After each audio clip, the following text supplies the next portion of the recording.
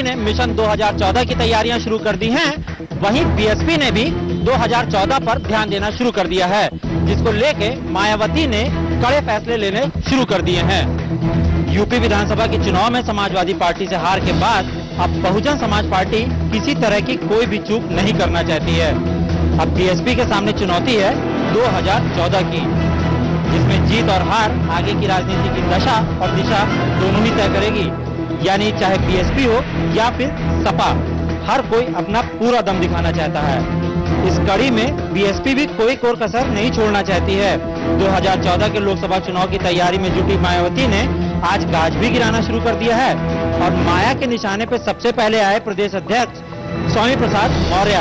स्वामी प्रसाद मौर्य को प्रदेश अध्यक्ष के पद से हटा के उनकी जगह मायावती ने राम अचल राजभर को बीएसपी का नया प्रदेश अध्यक्ष बना दिया है। मेरे पास कई जिम्मेदारियां, इसलिए प्रदेश अध्यक्ष की जिम्मेदारी हमारे वरिष्ठ साथी तो कई बार हम दे रहे हैं और पुराने मित्र साथी श्री राम मतलब साफ है, विधानसभा के चुनाव के बाद अगर 2014 के लोकसभा चुनाव में माया की गाड़ी डगमगाती है तो बीएसपी के लिए आने वाली तस्वीर अच्छी नहीं होगी। इसके लिए अगर मायावती कोई कड़े फैसले भी लेती है तो इसमें कोई भी हैरानी की बात नहीं होगी। पहले बुलंदशहर और अब बलिया, जहां पर आम आदमी की जिंदगी के साथ खिलवाड़ किया जा रहा है, जिसकी जीती जागती तस्वीर इन जगहों पर देखने को मिली। यहां पर आम आदमी का इलाज कोई डॉक्टर्स नहीं बल्कि सफाई कर्मचारी करते हैं। उत्तर प्रदेश के जिला अस्पतालों में मासूमों की जिंदगी के साथ किस कदर खिलवाड़ किया जा रहा है, उसका अंदाजा इन तस्वीरों को देखकर लगाया जा सकता है। बलिया के जिला चिकित्सालय के इमरजेंसी वार्ड में एक मासूम के शरीर में टांका लगा रहा ये शख्स कोई डॉक्टर नहीं बल्कि जिला चिकित्सालय बलिया का एक सफाई कर्मचारी है। डॉक्टर देख ला डॉक्टर ही संग संग मदद करेंगे। जी हाँ, आपने सही सुना, ये एक सफाई कर्मचारी है। यही नहीं, वार्ड में तैनात ट्रेनिंग पर आए फार्मासिस्ट बिना किसी सीनियर के ही इंजेक्शन लगा रहे हैं। स्वीपर राजकुमार खुद ही दावा करता है कि वो जिला अस्पताल में मरीजों को टांकी और सुई लगाता है और ये सब करने की इजाजत देने वाला कोई और नहीं बल्कि वहीं का एक डॉक्टर है। अब इन तस्वीरों को देखने के बाद सवाल उठता है कि आखिर इन लोगों के खिलाफ कार्रवाई होगी या नहीं, अगर होगी तो कब। यूपी के जिलों की कप्तानी संभाल रहे कई आईपीएस ऑफिसर्स ने शासन से साइट पोस्टिंग की मांग की है। सूबे के 10 से ज्यादा जिलों के पुलिस कप्तानों ने शासन को एक पत्र भेजा है जिसमें उन्होंने जल्द से जल्द खुद को रिलीव किए जाने की मांग की है। ये कप्तान अब जिले की कप्तानी न करके कोई साइट पोस्टिंग चाहते हैं जहां उन पर किसी तरह का दबाव न डाला जाए और वो स्वतंत्र होकर अपना काम कर सके। मौजूदा समय में इलाहाबाद के एसएसपी नवीन अरोड़ा को काम करने में कई दिक्कतें आ रही थी, जिसकी वजह से उन्होंने प्रशासन से ये अपील की और उनकी अपील न मानी गई। इसकी वजह से वो मेडिकल लीव पर चले गए हैं। पत्र में लिखा गया है कि एसएसपी के पद से रिलीव कर दिया जाए। हम आपको बता दें कि उत्तर प्रदेश में पहले से ही आईपीएस ऑफिसर्स की कमी है। मारुति वैन बनी आग का गोला। सहारनपुर हाईवे पर हुए इस हादसे में एक ही परिवार के 14 लोग जिंदा जल गए। धू कर जलती मारुति कार, इस कार में बैठे 14 लोग झुलस गए। दिल्ली सहारनपुर हाईवे पर चलती मारुति वैन में अचानक आग की गोले में तब्दील हो गई और पल भर में इसमें सवार एक ही परिवार के 14 सदस्य जिंदा जल गए, जबकि 6 लोग बुरी तरह झुलस गए। सभी लोग एक शादी समारोह से वापस लौट रहे थे। इसी दौरान प्रबुद्ध नगर के कांदला इलाके के एलम में यह हादसा हुआ। सभी घायलों को अस्पताल में भर्ती करा दिया गया। पुलिस के मुताबिक वैन की गैस किट में रिसाव की वजह से यह दर्दनाक हादसा हुआ।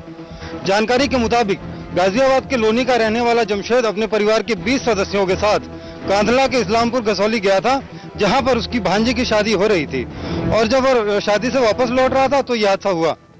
इस गाड़ी में 20 लोग सवार थे, जिसमें 14 लोगों की जान चली गई। जो 6 लोग जख्मी हैं उनकी हालत गंभीर बताई जा रही है। इन लोगों ने सोचा नहीं था कि ये सफर उनके लिए आखिरी सफर होगा। प्रबुद्ध नगर में चलती कार में आग लग जाने के बाद पुलिस की लापरवाही सामने आई है। इस कार में आग लग जाने के बाद 14 लोगों ने अपनी जानें गंवा दी थीं, लेकिन अभी तक इन शवों के पोस्टमार्टम नहीं कराए जा सके हैं। प्रबुद्ध नगर में चलती कार में आग लगने से 14 लोगों की जलने से मौत हो गई थी, लेकिन इतना समय बीत जाने के बाद भी इन 14 शवों का पोस्टमार्टम नहीं किया जा सका। दरअसल इन शवों को मुजफ्फरनगर पोस्टमार्टम के लिए लाया गया था, लेकिन अब तक इनका पोस्टमार्टम नहीं किया गया है। इन शवों को हादसे की रात ही यहां पोस्टमार्टम के लिए पहुंचा दिया गया था, लेकिन अब तक इनका पोस्टमार्टम न होने से पुलिस की लापरवाही सामने आ रही है।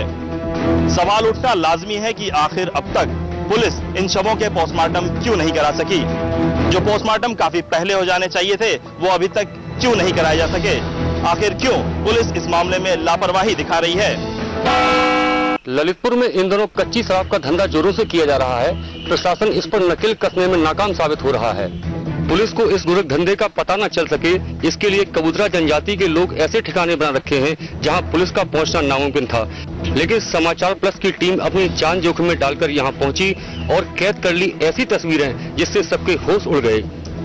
ये तस्वीरें जो आप अपनी टीवी स्क्रीन पर देख रहे हैं, ललितपुर से 10 किलोमीटर दूर चीरा इलाके की हैं। कई किलोमीटर में फैले घने जंगलों के बीच यह काला कारोबार चल रहा है। समाचार प्लस ने जब कबूतरा जनजाति के लोगों से पूछा तो उन्होंने बताया कि चुनाव के वक्त शराब की बिक्री और बढ़ जाती है। आगरा के अब्बास नगर में लोग उस वक्त सख्ती में आ गए जब एक मैदान में एक बच्चे की लाश मिली। ये लाश 14 साल के बच्चे की थी और उसके शरीर पर चोट के निशान थे। आगरा अब्बास नगर में उस वक्त सनसनी फैल गई जब लोगों ने खाली पड़े मैदान में 14 साल की लड़के की लाश देखी। इस लाश की शिनाख्त लोगों ने अब्बास नगर निवासी दिनेश के रूप में की। मौके पर पहुंचे दिनेश के परिजनों ने बताया कि दिनेश कल रात करीब 10 बजे घर पर टीवी देख रहा था, तभी उसका पड़ोसी सुरेश घर से ले गया। उसके बाद सुरेश तो घर वापस आ गया, लेकिन दिनेश नहीं आया। घर वालों के मुताबिक सुरेश से काफी पूछताछ की, लेकिन उसने कोई जवाब नहीं दिया। सुबह दिनेश का शव एक खाली पड़े मैदान में मिला है। उसकी गला दबाकर हत्या की गई है और दिनेश के शरीर पर चोटों के निशान भी हैं। दिनेश के घर वालों के मुताबिक पुरानी रंजिश का मामला है, जबकि पुलिस ने शव को पोस्टमार्टम के लिए भेजकर कार्रवाई आगे बढ़ा दी है। वहीं आरोपी सुरेश भी घर से फरार बताया जा रहा है। ग्रेटर नोएडा में पूर्व मंत्री के भतीजे की पिटाई की गई है, जिससे उसे कई गंभीर चोट आई है। फिलहाल इस बात का पता नहीं चल पाया है कि ये पिटाई किसने की है। ग्रेटर नोएडा के कासना क्षेत्र में पूर्व मंत्री नरेंद्र भाटी के भतीजे की जमकर पिटाई कर दी गई, जिसके बाद उसे कई गंभीर चोट आई है। ये पिटाई कुछ अज्ञात लोगों ने की है, जिनका पता अभी तक नहीं चल पाया है। पूर्व मंत्री नरेंद्र भाटी का भतीजा खाना खाकर घर के बाहर टहल रहा था। इसके साथ कुछ और लोग भी टहल रहे थे, तभी कुछ लोगों ने उनके भतीजे पर कमेंट्स कर दिया, जिसके चलते आपस में विवाद हो गया और बात मार पिटाई तक उतर आई। पूर्व मंत्री के भतीजे को फिलहाल उपचार के लिए अस्पताल में भर्ती कराया गया है। वहीं पुलिस ने मामला दर्ज कर आरोपियों की तलाश शुरू कर दी है। प्रदेश में एफआईआर लिखाने के लिए जहां आम आदमी को कई सारी दिक्कतों का सामना करना पड़ता है, वहीं एक फौजी की शिकायत सुनने वाला कोई नहीं। जालौन में एक फौजी के घर हुई चोरी की शिकायत अब तक नहीं दर्ज की गई है। देश की रक्षा करने वाले एक सैनिक को अपने परिवार के साथ हुई घटना की रिपोर्ट लिखाने के लिए दर दर भटकना पड़ रहा है। घटना जालौन की है। दरअसल 11 जून को सैनिक रामजीत का परिवार उरई से महोबा जा रहा था। रामजीत की माने तो हमीरपुर पुलिस घटना की शुरुआत जालौन से होने को कह रही है। वहीं जालौन पुलिस भी घटना की बात हमीरपुर से कहकर अपना पल्ला झाड़ ले रही है।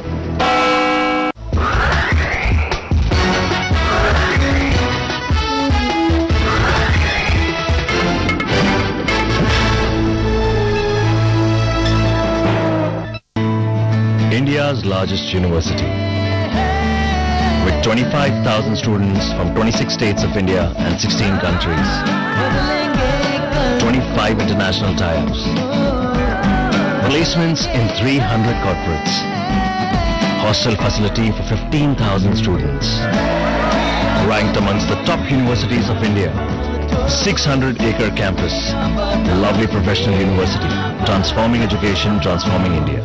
मेरी success MBA at Quantum Global Campus. Engineering from quantum global campus at quantum. Quantum global campus जिंदगी को दे नई दिशा। एक बार फिर से समाचार प्लस की खबर का असर हुआ है। हमने ये खबर दिखाई थी 10 जून को मुंबई के CST स्टेशन से एक बच्ची को गायब किया गया था और अब वो बच्ची बरामद कर ली गई है। हरिद्वार से बरामद हुई है ये बच्ची। अरुण कुमार जोशी जो कि SSP हैं हरिद्वार के, उन्होंने समाचार प्लस का शुक्रिया अदा किया है। तो मुझे लगता है कि मीडिया ने जिस तरह से इसको हाईलाइट किया और उसके बाद जो पुलिस का एक्शन रहा, उस दोनों का जो कोऑर्डिनेशन रहा उसके कारण ही हो पाया है। बच्ची के पिता ने समाचार प्लस का शुक्रिया अदा किया है। एक बार फिर से समाचार प्लस की खबर का असर हुआ है।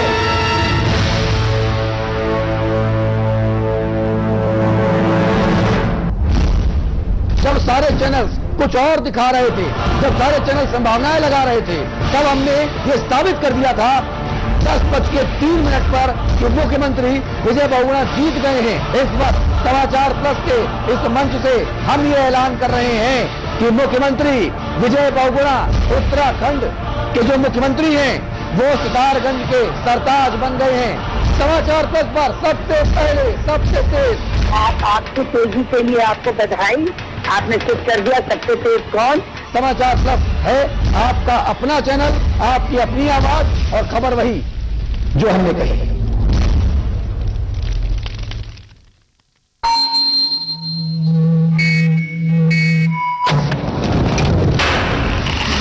पत्रकारिता के हर फन का उस्ताद जो खबरों में भर देता है फौलाद, सच की वकालत करने वाला एक नौजवान जो बंद कर देता है हर झूठ की जुबान। लोग कहते हैं जिसे बेबस और मासूमों की आवाज, जिसकी एंकरिंग का है अपना एक अलग अंदाज। देखिए अतुल अग्रवाल को सिर्फ समाचार प्लस पर, खबर वही जो हमने कही। 3 जुलाई, समय शाम 7:29। समाचार प्लस ने किया खुलासा। अखिलेश के भोज पर विवाद हुआ है। चुनाव के सम्मान में अखिलेश ने ये भोज दिया था और इस भोज में अंसारी और मिश्रा दोनों शामिल हुए थे। आपको बता दें कि दोनों जेल की सजा काट रहे हैं। कैसे ये कैदी पहुंचे भोज में, समाचार प्लस ने दिखाई एक्सक्लूसिव फुटेज। एक्सक्लूसिव तस्वीरें दिखा दें कि किस तरह से भोज में शामिल हुए मुख्तार अंसारी और विजय मिश्रा। पहुंचे भोज में क्यों गए जब कोर्ट ने इन्हें विधानसभा कार्रवाई में जाने के लिए परमिशन दी है। 6 जुलाई, समय सुबह 9:16। समाचार प्लस की खबर का हुआ असर। प्रमुख सचिव गृह RM श्रीवास्तव ने दिए हैं जांच के आदेश। मुख्तार अंसारी और विजय मिश्रा की अब होगी जांच की आखिर कैसे ये भोज में पहुंच गए। तो सचिव गृह ने ये साफ साफ कह दिया है कि जांच पूरी होने के बाद जो भी लोग दोषी होंगे उससे आवश्यकतानुसार कार्रवाई जरूर की जाएगी।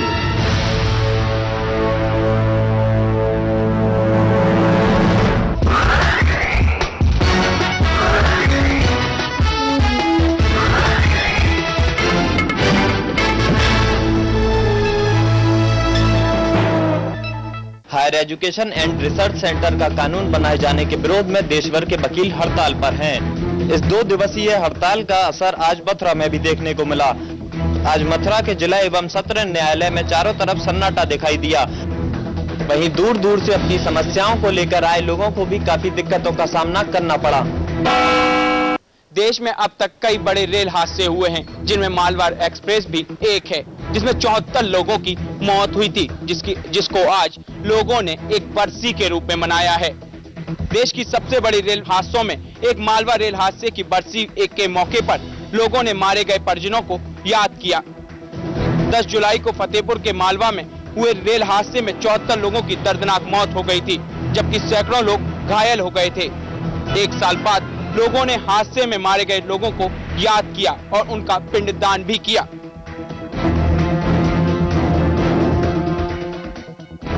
जहां एक और इस दिन मारे गए लोगों ने अपने परिजनों को याद किया, वहीं रेलवे प्रशासन ने इनकी सुध भी नहीं ली।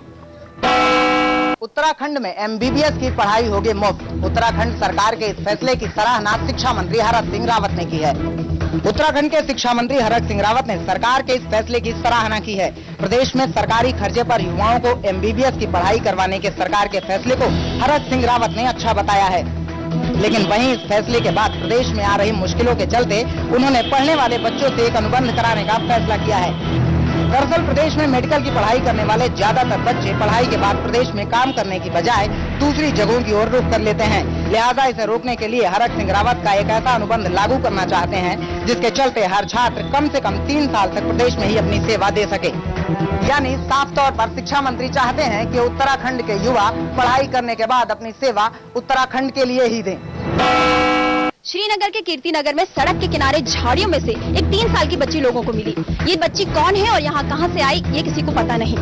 बच्ची बेहोशी की हालत में लोगों को मिली। कीर्तिनगर इलाके में सड़क के किनारे झाड़ियों में से एक 3 साल की बच्ची स्थानीय लोगों को मिली। किसी ने इस मासूम को बेहोशी की हालत में झाड़ियों में फेंक दिया था, जिसकी वजह से बच्ची को कुछ चोटें भी आई। लोगों ने इस 3 साल की बच्ची को घायल अवस्था में श्रीनगर के बेस अस्पताल में भर्ती कराया। होश आने के बाद बच्ची ने अपना नाम खुशी बताया। होश में आने के बाद बच्ची लगातार रो रही थी और अपनी मां को पुकार रही थी। इस मामले की सूचना पुलिस को दे दी गई है। मामला पुलिस तक तो पहुंच गया और पुलिस इसके माँ बाप को तलाश भी रही है। लेकिन सवाल ये उठता है कि आखिर वो बेरहम माँ बाप कौन थे जिन्होंने अपनी फूल जैसी बच्ची को झाड़ियों में फेंक दिया। मैनपुरी में पुलिस को एक बड़ी कामयाबी हाथ लगी। पुलिस ने नकली शराब बनाने वालों के गिरोह का भंडाफोड़ किया है। ये राइस मिल में नकली शराब बनाई जाती थी। मैनपुरी पुलिस ने नकली शराब बनाने वालों का भंडाफोड़ किया है। मैनपुरी के दन्नाहार इलाके में एक राइस मिल से पुलिस को एक बड़ी कामयाबी हासिल हुई। राइस मिल में देसी शराब से अंग्रेजी शराब बनाई जाती थी। पुलिस ने शराब की 25